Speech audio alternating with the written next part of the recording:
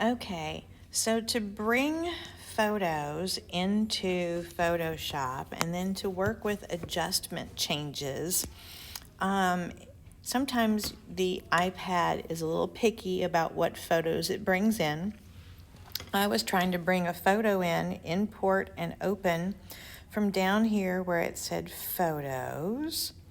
I chose my photo and I got this little alert, cannot be imported, unsupported file format.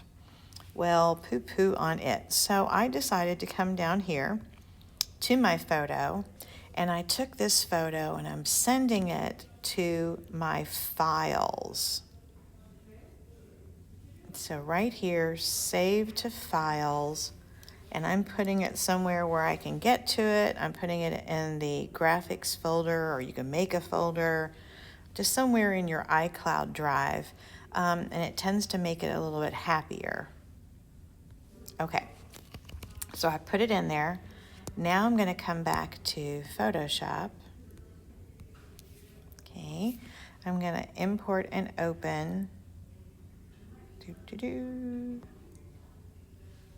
Photos, let's see. Oops, I went to the wrong space.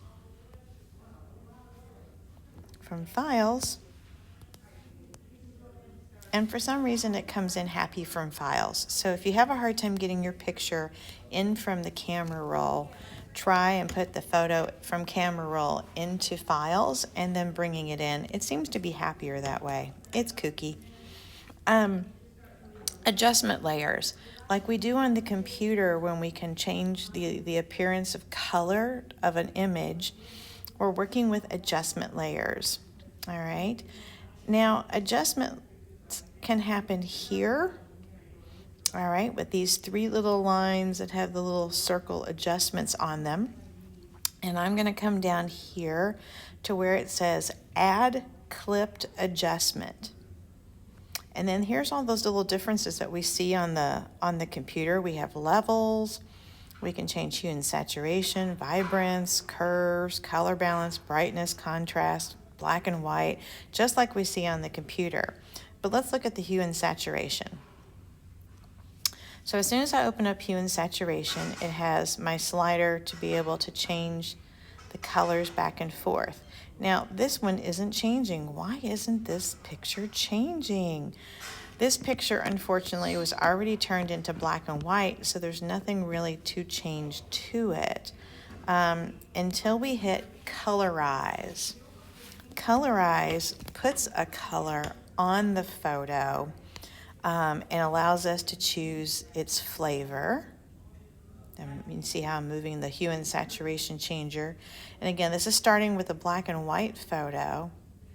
Okay, and then of course you can choose how much saturation of the color, how light or how dark you want to make it.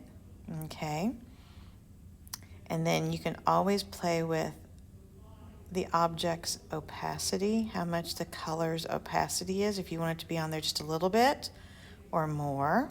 Okay, so you have some of those options. Now, what happens when you're working with a colored photo? So I have this picture of my husband and I. Here's the original image. Let me move this guy and turn him off.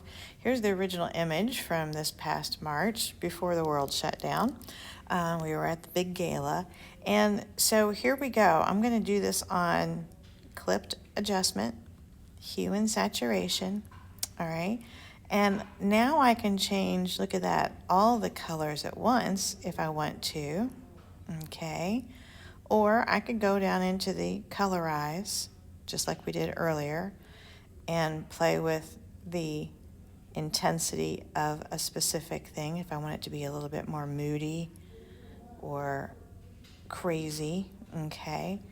Maybe I want it to be, let's go into something more like this. I can lessen the saturation. I could bump the rich darks. I can make it brighter. Okay. So I have all of those same qualities that I had before. I could then kind of go back, all right, and I could go back over here and say, okay, now I want to change the levels, the brightness and darkness of the picture and all of its grays. So if I feel like it's too gray, I can open it up or brighten it up a little bit. I can bring more darks into the picture. So the levels that we play with on the computer are very similar here. So these are where your adjustment layers are happening. It's inside the clipping, adding a clipping adjustment.